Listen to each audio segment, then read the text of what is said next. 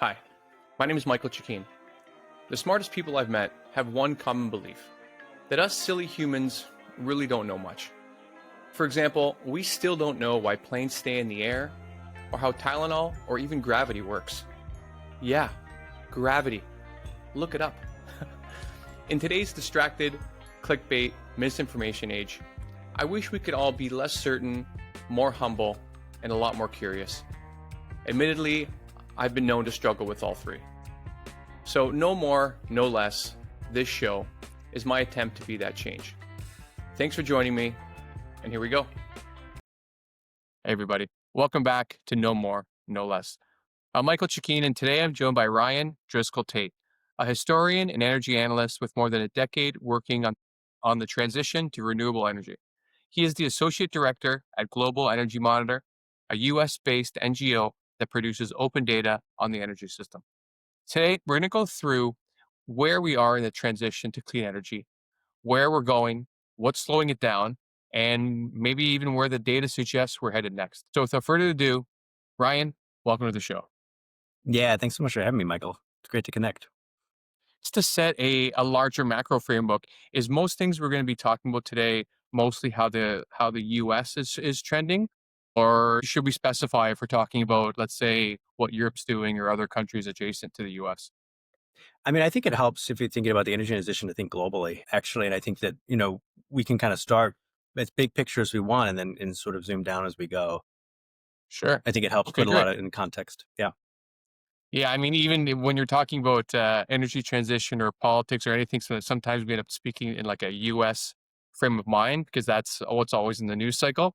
Yeah. But so many different countries are doing so many different things. So maybe we can start in where are we in this transition to try to get off fossil fuels? I know we'll never be 100% off fossil fuels, but like where are we in this process?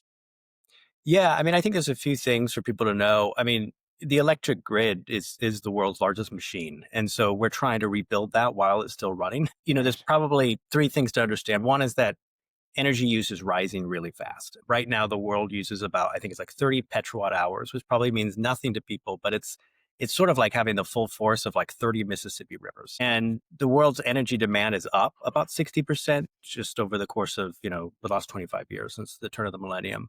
And it's forecasted to grow even more. We still have about 740 million people, especially in sub-Saharan Africa, that don't even have proper energy access. And last year, I mean, every major energy source grew: coal, oil and gas, renewables, a little bit notched up, everything notched up. And so we're seeing demand across all these industries. The other thing I would say is important to understand, though, about where we're at is that renewables like solar and wind are really hauling the weight. So fossil fuel consumption inches up and down a little bit every year. But if you were to zoom out and look at the big chart, it's pretty much plateaued. And the reason for that is as the systems hasn't been drowned in fossil fuels, in part because of our renewables and nuclear are covering about 80% of all that new energy and electricity that we're bringing online every year, and generating about 40% of our electricity now globally. And so I think that really brings us to the third point, which is we're living through this fast energy build out in history. Solar and wind and storage are scaling at these unprecedented rates. But then there's these legacy systems. There's coal fleets, gas power plants, LNG terminals, mines. And the result is really this dual speed, right? Rapid change on one side, a slow unwinding on the other. And Right. that's sort of the bone of contention, I think, with the energy transition that we're in. And did you say globally we're at 40% renewables? For electricity usage, yeah. That was a record-breaking year last year, 2024. So Wow. huge, huge amounts, yeah. Okay. And what are they? What you said, that's electricity usage. What else are we looking to that we're trying to pare down right now You have or trans over?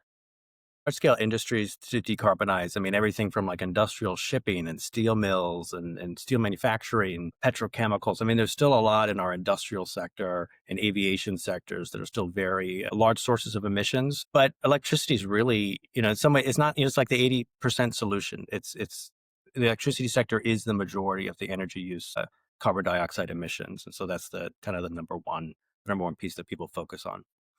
Right. Because what I hear some of the challenges are, I mean, I've spoken with friends that are in the solar industry, and I think at one point the theoretical limit to capture was 30%. And I think they've improved on that a little bit, but it's trying to make the panels cheaper so they can be more efficient with their capturing. But then, kind of like with the EV problem, is that we need better batteries to be able to store these things. Has there been any movement over the last 20 years for those two indicators? Because I know there's so much sun in so many parts of the world, and so we can capture it. But if we can't capture it adequately enough and store it enough so we can distribute it enough, then it's kind of like you have one part, but you don't have the other connector. Yeah, absolutely. I mean, so I mean, thinking about like the capacity factor, how much can the solar panel actually sort of be utilizing? Um, we've seen efficiency gains in solar. I think the biggest thing that we've seen happen is, first of all, solar has been one of the fastest growing energy sources in history. I mean, Wow. we went from like less than 1% in the year 2000, about 1% in 2015, and today I think it's about 9% globally, which is actually a really astonishing trajectory. When you look at the chart, it's like a straight line going up recently. Yeah.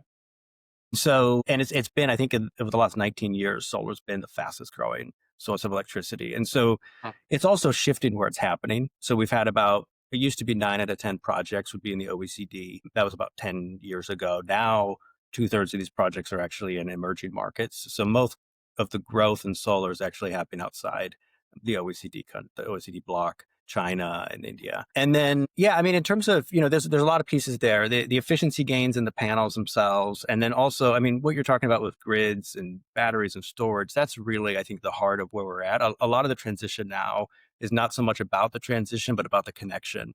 And it's about, Huh. you can build large scale solar, you can put all these projects, but you got to make sure that they're getting into the system and coming online, and that it's a way that's keeping the system efficient and functioning well. And so I do think that Right. that's sort of a big piece of the puzzle at this point. Interesting. Yeah, because I've heard even like they've started developing new solar panels, and instead of being flat, and so you kind of have to move them as the sun's going, that they're vertical.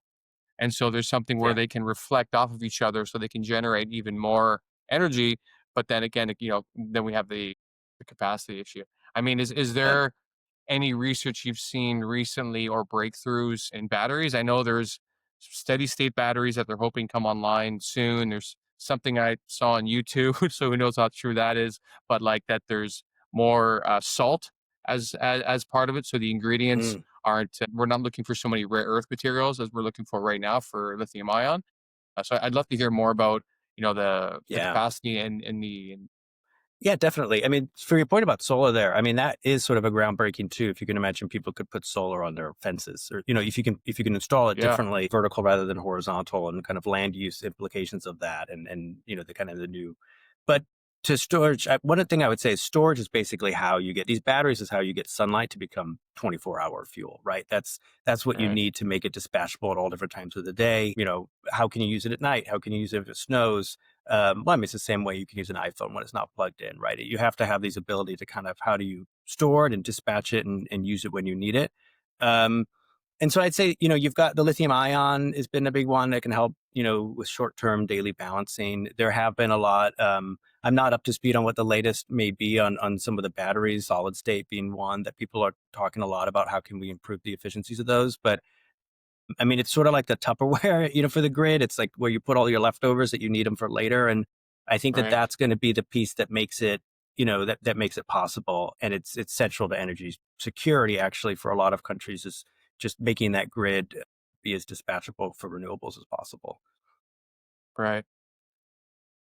Yeah, I mean, I used to hear maybe 10 years ago, a little bit less now, maybe some friends who were not like climate change deniers, things like that. But I don't know. They'd be reading different news sources than I would, let's say, and they always had the point that like, oh, but then what are we going to do? Just put solar panels everywhere, and then wind farms everywhere. And my always point was like, well, firstly, yes, and secondly, it's not if you can have one main renewable source to take everything over, are we going to do this? Like, this is going to be done through a thousand cuts to bring down this giant monster that's the fossil fuel industry, and kind of how we've run civilization for however many years, but like more extensively the last 100, for example, 100, and so, what are some of maybe the emerging renewables that we're seeing over the past 5 years or so that are starting to come into the fight, if you will?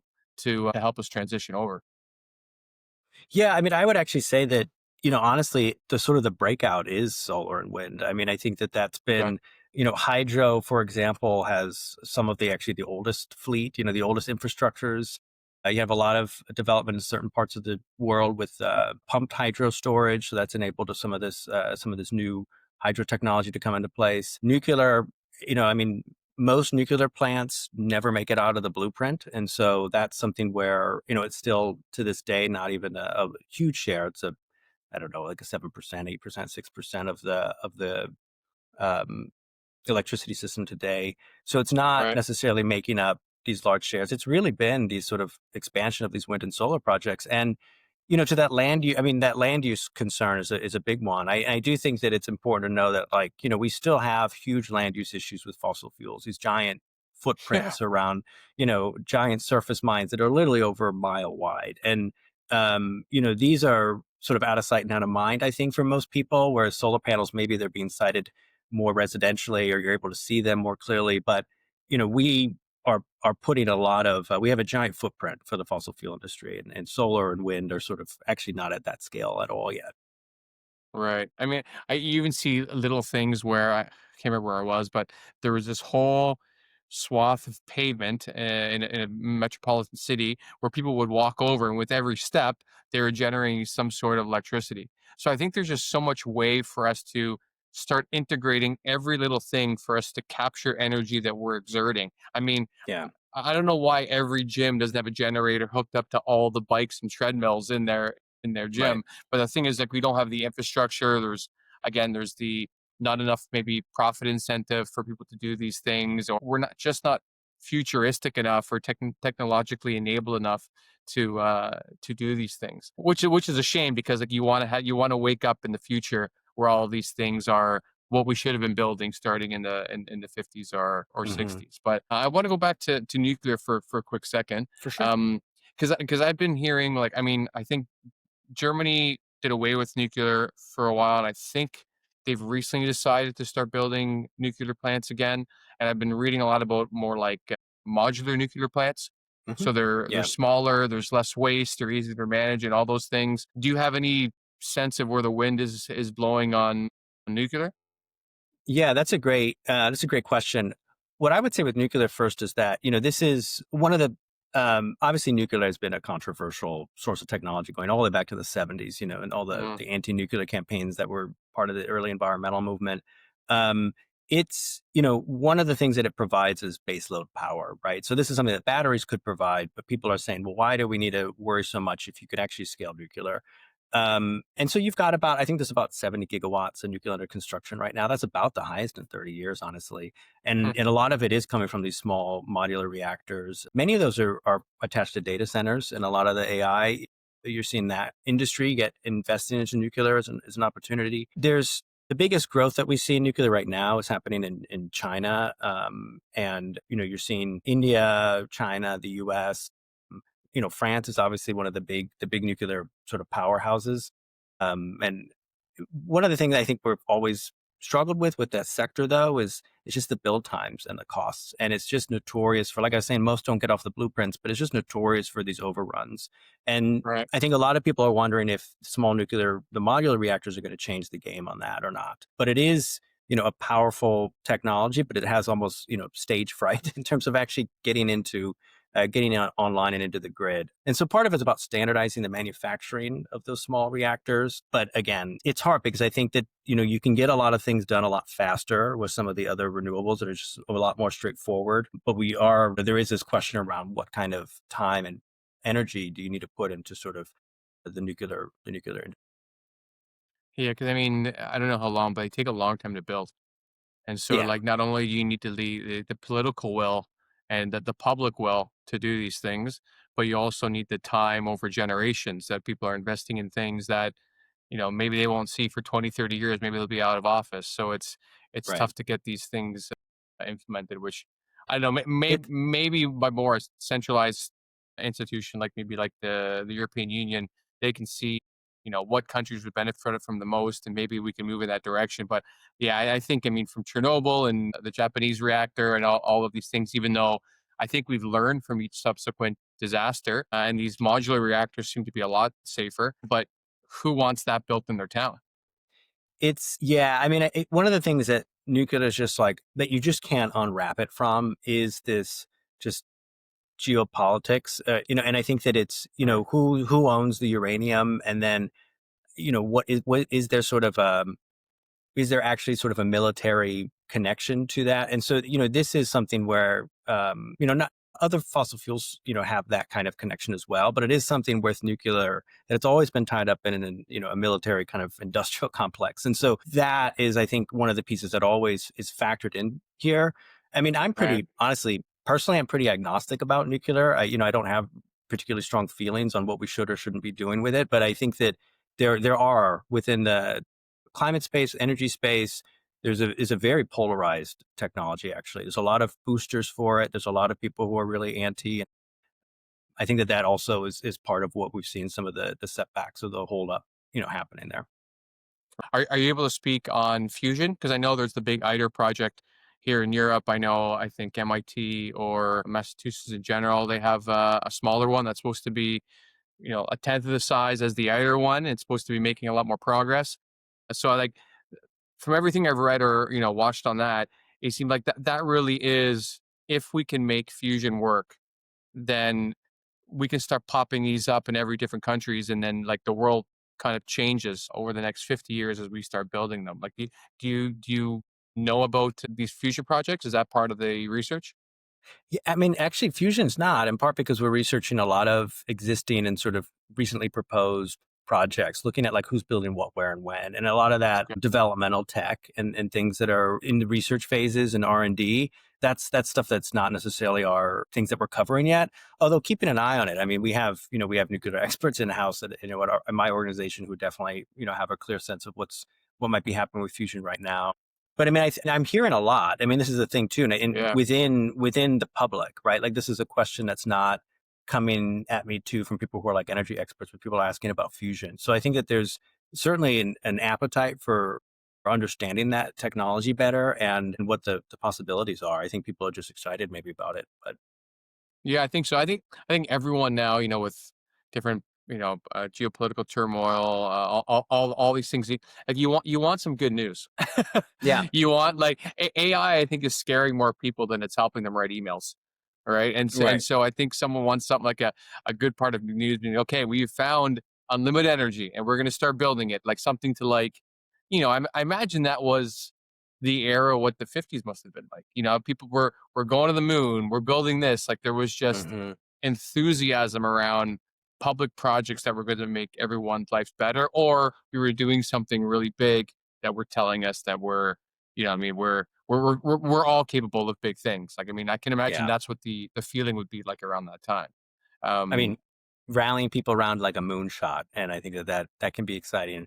And AI, honestly, we don't, there's opportunities for AI to help the grid, if you can better optimize mm, parts of it with AI and not just, use it for, as a power hungry resource. But I right. think that, there's that too is very experimental, and we don't know what kinds of efficiencies we'll see or inefficiencies we'll see with the sector, whether you'll see booms and busts in it. So yeah, there's a lot of uncertainty just around that. It's hard to read the crystal ball. Yeah, it's really hard, it seems, to underestimate or understate what the energy impact is going to be from AI. I mean, I think like it seems like if it's a stock market bubble is maybe the least of some of the worries, because like I think they said Google could use, I think they need to keep doubling processing power over the next, 6 months, every few months, or something like it Yeah. was something crazy. Where is this energy going to come from? Like if we're Right. transitioning off of fossil fuels, but now we're consuming so much more just to feed this beast that's creating images of celebrities that we want to see in movies again. Like the whole thing's a Hmm. little bit of absurd. So I think I'm I don't know. I try to be hopeful. Like I try to choose optimism purposefully. And so Right. you hope that there will be something in AI that will help us progress as a species somewhere, that will help us Hmm. somehow create energy or to help us solve problems, opposed to like just sucking the life out of the planet because we have to feed it more and more. It's this insatiable monster that we've created. Hmm. But I guess, is there any conversation on your team or like in your circles about AI that is really thinking about this issue, or is it kind of at this point a bit of a wait and see? No, I mean, there's definitely a lot that we've thought about with this. I mean, there's a few things to think through with what we're seeing with AI and data centers in particular. One is that the point that you made about where's the power coming from. That's what we've seen so far is sort of a mixed bag. We've Hmm. seen a boom in the United States with gas power, which was a big build out in gas plants. A lot of them are tied to these AI and for data centers intended for AI. So that's a concern for anyone thinking about phasing out of fossil fuels. But we're also seeing a lot of those companies also trying to use solar and wind co-locating with perhaps gas power as well, and so having some kind Right. of all the above energy strategy, right? It's just, kind of an independence and being off grid sometimes in order to kind of save some of the utility usage.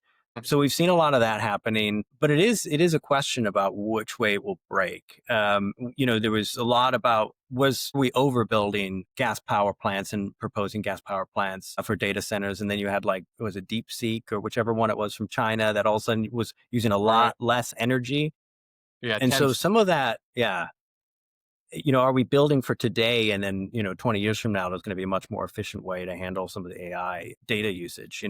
Those are open questions. And I think that's really hard to answer now at this point, but that's things that Right. definitely to keep an eye on to see how the industry is impacting things. The other thing that is really, I think, surprises a lot of people is the IEA, the International Energy Organization, had come out, or agency had come out with a report that basically said they felt AI was going to probably account for less than 10% of electricity growth in the coming decades. They said the most of the planned electricity growth is actually going to be your mainstays, air conditioning, heating, cooling. That's where a lot of Mm. the growth in electricity usage is coming from, not from these large AI data centers. I think other people might disagree with that, but that was kind of an interesting, for an organization like that to put out a stat like that was quite a big, got a lot of attention last year when they did that. Right. Yeah. I mean, yeah, it's interesting to think of, okay, if someone putting that out, is this real, or is there an AI industry lobbyist that is having these things put out to kind of, and I definitely try to stay as far away from the tinfoil hats, but I mean, I hope I hope that's the case, that really is how much, because you think it's going to be a much bigger number considering how many people are building into this, and it's governments, it's corporations, it's everyone building the data centers that are really really going to be sucking power. So I guess one part on that in general, no, sorry, to transition a little bit from AI, is some of the things that might be even holding us back, like, are we able to not make are we able to make kind of corporate or public policy that are around saving electricity in ways that maybe might be a little bit wasteful. Like, I'll give really basic examples. Like in Europe, in a lot of corporate offices, you walk into a bathroom, the light turns on automatically. You walk out, it turns off. Even if you're in a stall and you're not moving for long, it turns off. You got to wave. Like, these are things that you would think in 2025 would be pretty normal. Yeah, And again, I see them everywhere in Spain, but I don't often see them anywhere in North America. These are fluorescent right. lights that are blasting from 6 a.m. till 1 a.m. that are Yeah. not turning off. No one's using it for half the time. I mean, is that part of the conversation right now? Yeah, absolutely. I mean, a couple points on this. First of all, I mean, I was thinking of the other day, I'm in Chicago, so there was an office building where they had the lights on, I think on purpose, right? No one's working in the office. It's just to keep the lights Right. on so that people can see looks like something's happening. I mean, one of the things I would say is that, there's, for energy, it's like, yeah, the cleanest kilowatts, right? The one that never gets used. And so efficiency is, Right. 40% of all these emissions cuts that are needed for a lot of these net zero scenarios. So Right. in, the UN climate summit a couple of years ago, COP28, they set a goal for doubling efficiency improvements by 2030. So that this is sort of a goal within the energy space and the climate space that they need to be making, kind of trimming the fat around how energy is being used right now. I don't think, I think that you're seeing different regulations and different kinds of countries and provinces that are going into place for those. You're also seeing what might be, encouraging corporations to make those efficiency improvements? And is there Sure. new rules and regulations? And so that's really, I think, what's determining a lot of that right now, where you're seeing that happen. I mean, there are, to the point you were asking about what's holding us back. I mean, there's for most of the transition towards a clean energy system, it's mostly about finance and supply chains and permitting. I do think that there's clear issues around efficiency that you're seeing improvements here and there. And I mean, even in the US, I mean, there are a lot more around sort of the green buildings and certifications, that have come up more and more than I think they used to. Huh. But again, I definitely, like every time I've gone to Europe, and I was just there a couple of years ago, where I noticed that the thermostat was sort of, you know, have a level of automation built in it that we did not have. I do not have in my own Yeah. home. Yeah, Yeah. I mean, anytime I'm in the US or even Canada for that matter, no, actually, specifically in the US, if you're on a summer day and you're in a mall or you're even walking past a store, it feels like it's a different season inside that store. Like it feels like it's winter for how cold the air conditioning is, and it's yeah, always been absolutely mental to me.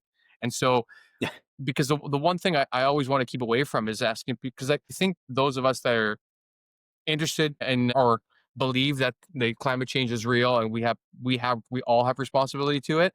I hate putting it on individual consumers hmm because listen, unless you have two Humvees at home and you're running your laundry machine all the time, you leave your all and you're just the most irresponsible person of all time. hmm The individual can only do so much. And I think we really right, have to put this back onto corporations and onto governments and have a lot of public pressure to say, like, listen, whoever, Brookfield Management, you own all of these office buildings. Like you said, there should be a thermostat or there should be yeah. eco lights on there that you have to be responsible, or there is a gigantic tax. I don't know what the case may be. And is there? I mean, are you seeing grassroots movements out there that are trying to say these things, or are actually some corporations being more responsible than I would give them credit for? It's really, that's a great question. I think that we're seeing a few things with efficiency where there are like consumer led movements of people who want to consume more efficient products. And I mean, there is Right. some of that is government regulation. When you see certain kinds of efficiency logos on certain products, some of that may be branding. Some of that may Yeah. also be because there's new rules in place. And so they're going to have to do that. And there's been a lot of, I think, actually just innovative sort of startups and other kinds of initiatives to see how they can improve efficiency of different kinds of the grid and different kinds of energy usage. Because it really depends. I mean, this is one of the interesting things is what energy you're using, it's not all necessarily coming from depending on where you live, from one power plant all the time. So depending on what Right. time of the day you're just turning your lights on, might actually, and maybe it's coming from a clean energy source at that particular moment. And so there's actually people working on tools to say, can we figure out how to like turn it on, Mm. turn on your refrigerator and get, that to cool itself down a little bit more when it's in the clean energy period. There's a lot of Right. that. There's a lot of ideas out there around how to improve those efficiencies. And I think people are working their way through them, but there's a lot there. So yeah, I mean, there's definitely those consumer movements. There's definitely regulation pressures. And I mean, those, in the US, it's sort of here today, gone tomorrow. It depends on if there are rules, if they're passed by Congress, that it depends if they're happening at the state Right. level and federal level. We saw that with EVs. I mean, I think that there's a lot of this. That's a lot of those efficiency standards depend on what the policy environment is. Mm. But I think there is an appetite for people to have some greater efficiencies, or just be more knowledgeable. And I think a lot of it feeds into people who are just, if they recycle, that's something that is, there's kind of a precedent for that within the culture as well. Right. I mean, that's one thing is where that's a aspect where I try to take my positivity from, my optimism, that it just seems there are so many sustainability networks out there, sustainability technologies, and people that really want to make a difference in this fight, right? And I don't care if it's activists or corporations or if someone who's just bringing their own bag to the grocery store. Like I really do Yeah. think every little bit helps. And like, I mean, I have friends and people you speak to about that. Like, people are angry about the straws. People are angry about not having plastic bags anymore. Whereas, like, I have the intention to bring my bag to the store, but nine times out of no, I don't know, maybe half the time I completely forget. And so Mhm. I'm the person who I think needs these boycotts to happen, because then if I go to the grocery store and I have no way to carry my groceries home, the next time I will make sure to remember. Or I've been Yeah. to other places that just have boxes stacked up where you can go and take them and put in, like, there's just so many better ideas than plastic bags or even straws. I don't know why we have straws, but that's another pet peeve entirely. But I mean, I mean, yeah. So go ahead. yeah. Well, I was just going to say, I think, it's really interesting. I do think that there's a lot of this, as much as people think about the kind of their personal consumption habits. And I think we do know this inherently that a lot of the source of carbon emissions and methane emissions are coming from industry. They're coming from the utility sector, electricity. And so individuals can play their part, but we also know, that it's a fraction in the scheme of things in terms of where the big changes are happening. And I think that, you also see this too around movements in renewables, around community-led solar projects and neighborhoods getting together and communities coming Mm, together and sort of installing solar and trying to take some of that control for themselves and some of that agency and push that forward. But it is, there is this bigger kind of an industry that's happening in which, the personal use of a straw. I mean, people have different opinions on this, but I think that yeah, you know, there's a scheme here. yeah, Yeah. yeah. I mean, like it's almost just a funny anecdote. I mean, like, yeah, I'm happy to have paper straws over plastic straws, but overall, I have no idea why we have straws. Like, why are this a thing that's so necessary? My friends and I joke that, like, the more convenient our lives become as human beings, you can tell that, like, we're just headed towards the end. Like, the way we've made ourselves, like, so convenient. There's no friction. That there's a joke that if the Wi-Fi goes off in the plane for 2 minutes, you're like, what year is this? Everyone's complaining, Right. everyone's losing their mind, and you're like, let's have a little bit of perspective for how easy Yeah. this life is in much of the world now. I mean, Amory Lovins, he's founder of RMI, the Rocky Mountain Institute. He's, Mm, a physicist, really popular. He wrote a lot of work in the 1970s around, alternative energy paths and things like that. But he has a famous quote where he said that people don't care about energy. They care about hot showers and cold beer, which I think goes to your point about like the convenience that, that this for a lot of yeah. people, especially in like industrialized countries, it's energy fundamentally boils down to I turn the lights on and it works and I'm not thinking about it. It's very abstracted. It's like it's like where did the meat come from that I'm eating right now? They don't really think about it. Totally. So, I think that there's that aspect of it.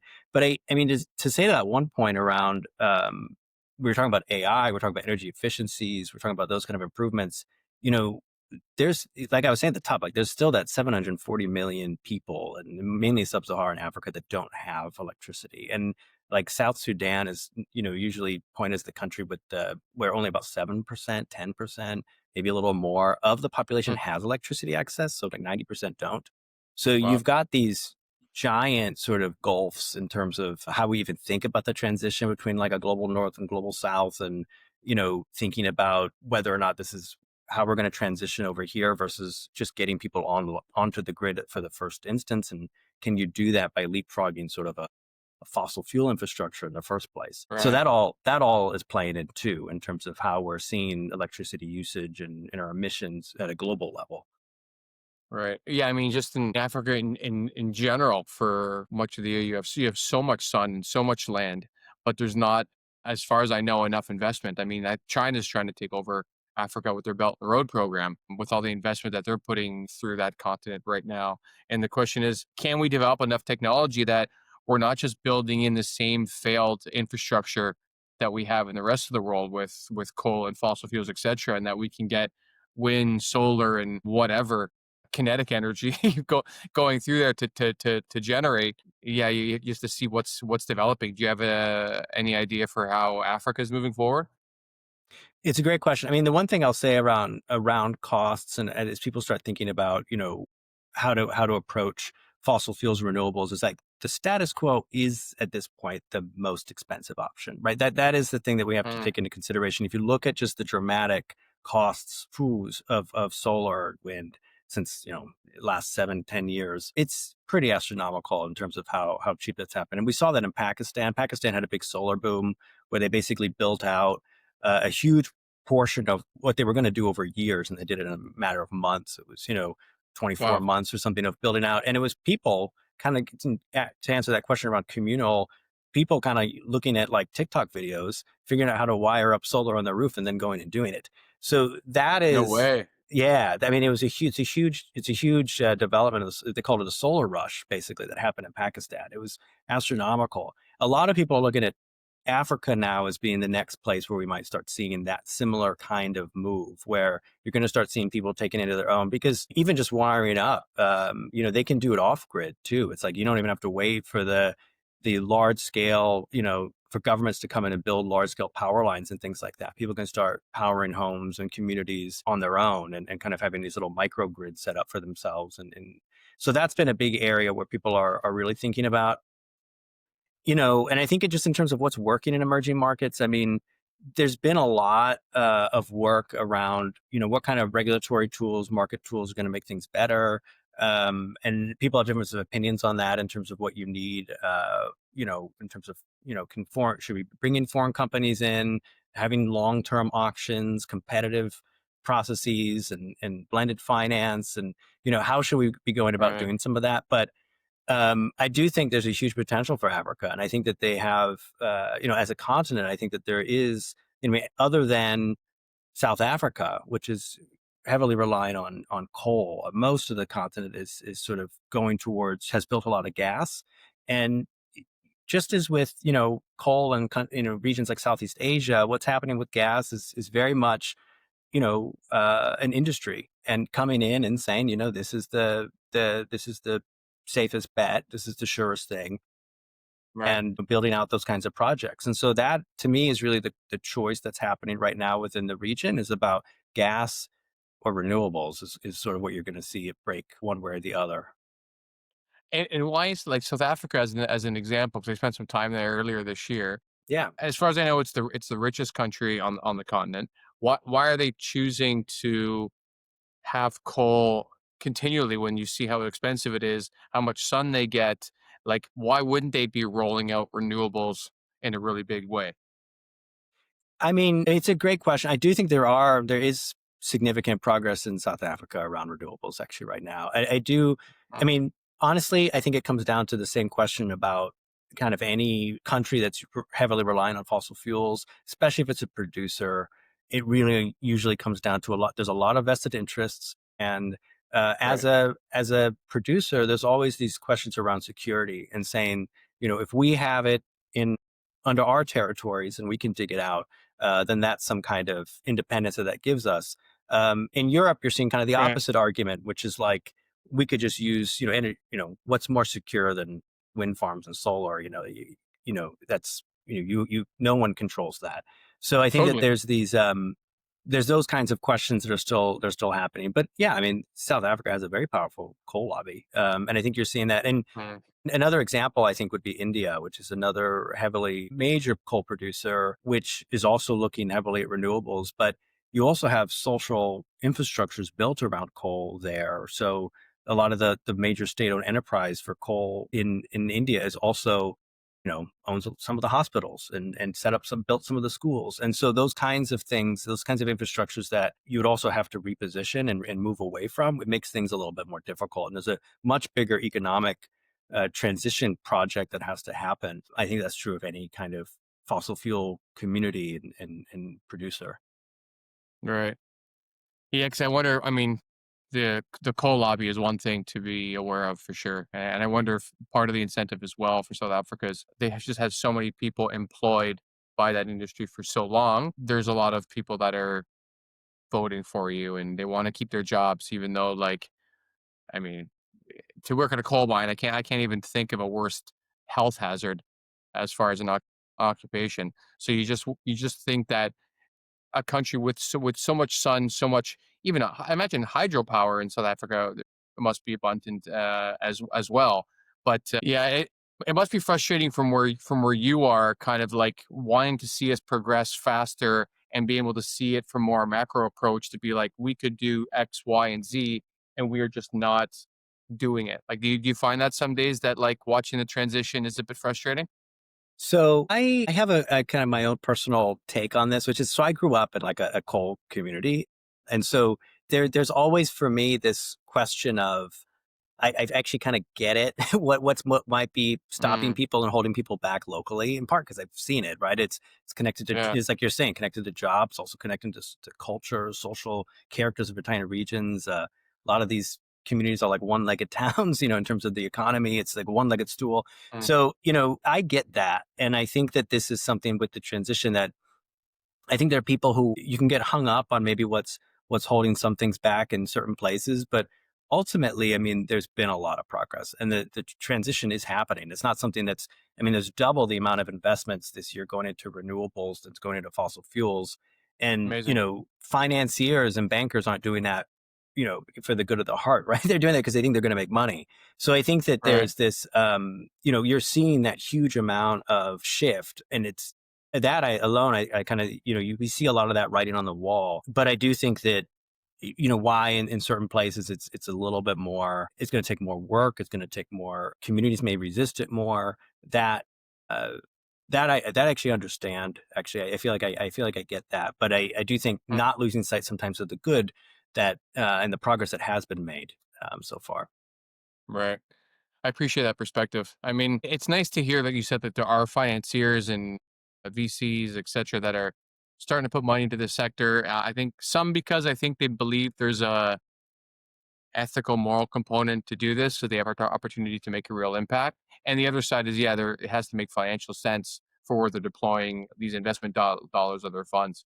But it would be nice to see some governments take a much firmer stance and at least putting more money into it. Because I mean, we've seen stuff that China can build that almost seems like a joke on social media. They're building bridges in 2 weeks, and it's taking the Southern Italians is taking them 40 years, right, to get some things done. And so Yeah. you just think if there was a government that had, I guess, the impetus to make a real difference, and they want to make this transition because they want to lead the world and also be great for their citizens, that they could really move mountains. But it's just not happening quick enough for this iPhone generation that we're a part of now is moving. I mean, what you're saying there, I think is, look at China. China is they surpassed their own goal for building out solar. I mean, they Wow. lead the world in building out solar. They surpassed their own goal 6 years early, 6 to 4 years early. It's pretty astronomical how much solar they build. But that's one of the reasons when I'm talking about solar's exponential growth. A lot of that is accounted for because of China's exponential growth in the sector. Like when I was talking about that solar rush in Pakistan, I mean, those cheap solar panels that were coming into Pakistan that people were wiring on their roofs was coming from China. It's really, Mm, dominating a lot of the manufacturing, a lot of the build out.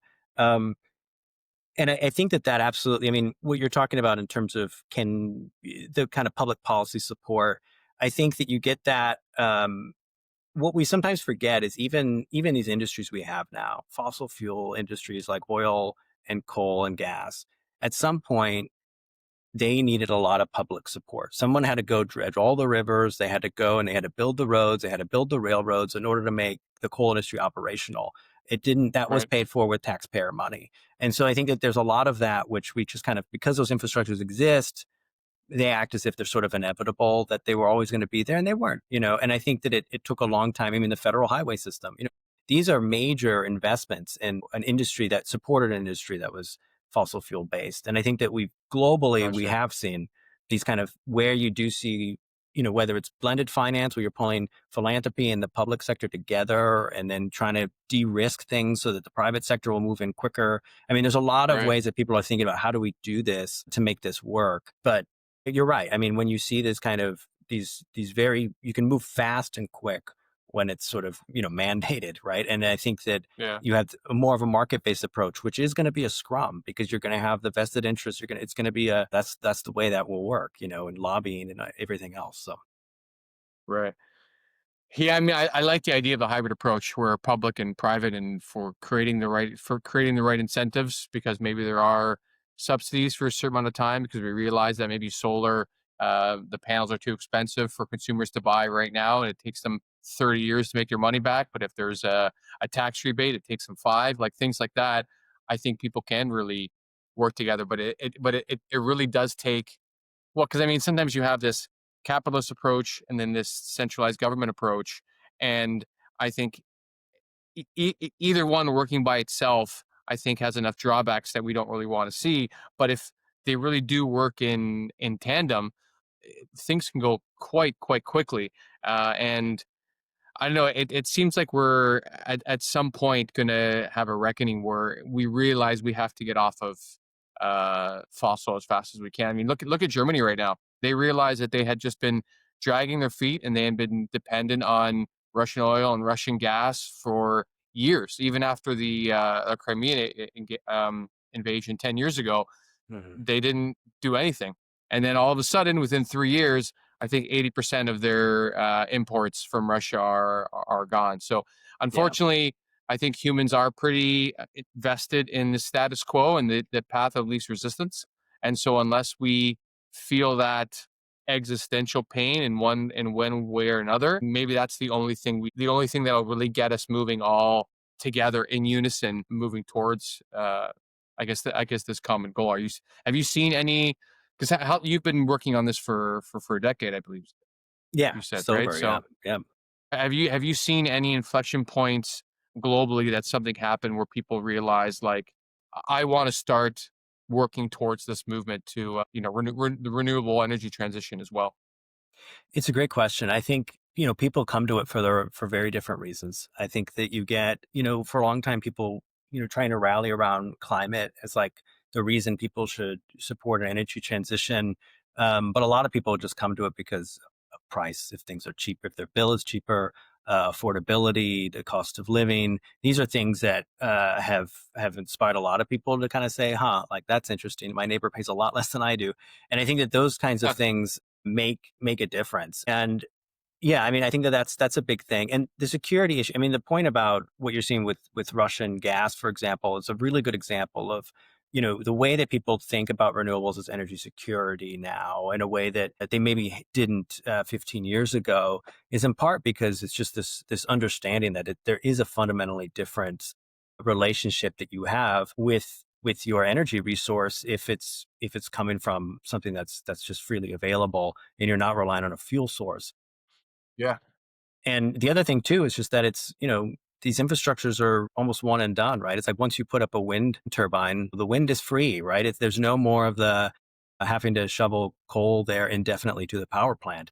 And I think that people realize that also is something that changes things. And when you're relying and you see the po- the geopolitical dynamics, I think that also can make people think again about some of the choices that have been made. But I do think it's just been empowering, I think, for a lot of people to kind of think especially as some of this, they build familiarity with these different kinds of technologies. I mean, things are new. It's like you're familiar with what you have in your home, you're familiar with your water meter, and you're familiar with maybe Right. your gas, your boiler. What is this whole thing about the solar panels and how does that work? And, who are these? What, I don't know this company. And, those are all things that are just normal with a new technology and new infrastructure. So I think some of that will just take time as well. But I also, I mean, the big things holding it back, we thinking about governments and how they're structured. I mean, ultimately it comes down to like financing. Can you get the money into the hands of the project when it needs to be? It's the supply chains. Can you get the materials to the project when it needs to be there? And then permitting. Can you get them approved? And if those three things work, if you're able to get the financing and supply chain set up and the permitting set up, then I think, and this is why in centralized states you maybe see it move so fast, is because they kind of align those pieces. But if you Hmm. can align those pieces, and I think Europe's tried to do some of this as well to try to support, how can you figure out how to make these pieces align quicker? Then the projects just move because they do make Right. sense. Right. That's great. And I mean, so I guess on that note, where are we headed? Like, where are you seeing the data trend? Like, are you optimistic for where we're headed, or maybe you give me some highlights for where you think the next 20 years are going to look like globally and also locally where you are? Yeah, I mean, I'm a terrible forecaster. As you said at the top, I actually We, studied we, we, history. we, we all are. Historians are awful at predicting anything forward looking. One of the things I'll say is that some things that give me hope are, I think the renewables now are this the cheapest power in the world. I think solar has grown faster than anyone thought imaginable. I oftentimes tell people about, if you look at, you know, coal in the United States, which is a very powerful industry. But, you know, 15 years ago, there was 150 proposed coal plants just in the United States. Most of those didn't get built. But now in the whole OECD, there's less than 5 proposed coal plants. That is like a Wow. huge transition and change right before Wow. people's eyes that you can actually look back on and think of. And again, like, a lot of people were hopeful that that would happen, but it happened so much faster than what I think a lot of people even realized. And the countries also too that used to maybe trail behind in the transition, that were not necessarily building a lot of renewables and clean energy. Now they're kind of like leapfrogging. They're some of the fastest movers: Brazil, Vietnam, India. Like, you're seeing these huge changes too Hmm. that I think is also really exciting. So it's real. That's the big thing I would say, and that it's happening, and speed's improving every year. It's getting faster, and I think you're seeing a change in systems. It's not just these technologies. I mean, I think you're really starting to see that, and those are some things that I think of. But I mean, I think that everyone has their own take on the future, and where we'll be in 20 years, I'm not even sure, because I think that, I don't know who would have predicted where we are today 15 years ago. So I think that it's a wildly sort of anyone's guess. That's great. I mean, it's kind of like that saying, like we overestimate what we can do in a year, but underestimate what we can do in 5, or something Yeah, on those lines. And yeah. because I mean, I was even reading the other day that we found a bacteria that now can eat its way through the polyurethane, like one of the really worst plastics, and they found a worm in this bacteria that can just eat right through it and turn it into waste that we can get rid of. So like, you really Wow. hope that these things are able to scale, because we all Yeah. know what the issue is. Like, pollution is the issue, either from air or plastic or Mhm. everything, because we as human beings are major polluters. I Yeah. like to hope that population has peaked. I know a lot of Mhm. people don't like this take, but I think there's already too many of us. And I think if we can come down a little bit, that would be good. I mean, if we're kind of chasing the dragon, if we're trying to create this transition to energy, but in 5 or 10 years, we need 50% more, Mhm. right? Yeah. So it seems like you're saying, like, every little thing that comes online uh, is helpful for the way that we are moving. I think we're all just waiting for these transparent solar panels that can act as windows, so everybody can have it on every building, and we can all do our part. Is there any specific technology that you're seeing that maybe it's in its nascent stages that you hope grows to make a real difference? That's a really good question. I mean, one thing I want to say about real quick about energy demand, like, you've Mm, made that point about population. Like, 25 years ago, that was everything driving energy demand. It was more people, more demand, and you had these, population growth was what it was all about demographics. And now, what's causing energy growth is all, it's lifestyle, infrastructure, digitization. It's electrification, right? It's like every new thing that you electrify is a new, like, straw in the milkshake of the grid, right? So it's right. something new that you're putting in there. And so EVs, air conditioning, industrial automation, data centers, these are the things that are driving a lot of the change that we're going to be seeing. And so it's more about, we're just plugging things into sockets faster than ever. And I think that's where the source is coming from.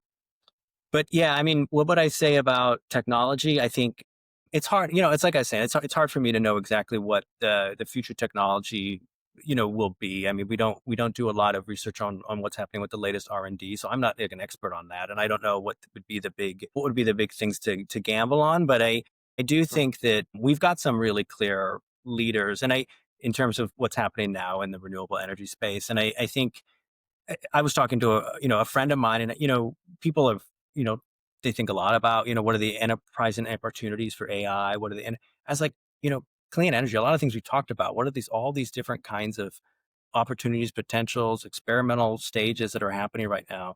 And I think this is why you're seeing so much investment and so much of this industry is that this is like there is a huge opportunity, like, from a business perspective in some of these sectors, and who's going to create systems that are going to become the everyone's home device for efficiency. These are the things that right. will be shaking things up, I think, in the coming years, that are going to just change a lot of that game. I don't know what those will look like.